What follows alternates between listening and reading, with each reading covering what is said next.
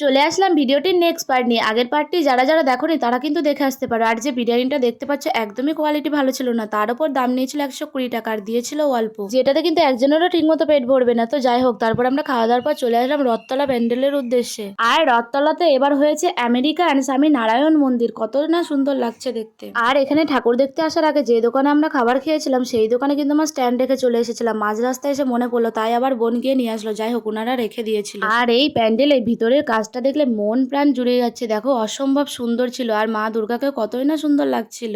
আর তারপর কিন্তু আমরা ওখান থেকে বেরিয়ে গেলাম। আর পিছনে কিন্তু অনেক বড় একটা মেলা হচ্ছিল, তার পাশাপাশি হচ্ছিল দেখো আর একটা পুজো। দেখো এখানে দিনের বেলাতে এই অবস্থা, তাহলে রাতের কথা ভাবো একবার। আর তারপরে আমরা কল্যাণী থেকে ট্রেন ধরে চলে আসি রানাঘাট। আর রানাঘাটে কিন্তু আমরা অনেকক্ষণ দাঁড়িয়েছিলাম ট্রেনের জন্য। আর তারপরে কিন্তু আমরা চলে আসলাম বেথুয়া। যাই হোক, এক একজনের মুখের দিকে তাকানো যাচ্ছে না, আমার তো এখানে শরীর খারাপই শুরু হয়ে গেছিলো। যাই হোক, ভিডিওটি তোমাদের কেমন লাগলো অবশ্যই জানি। আজকের মতো টাটা, বাই।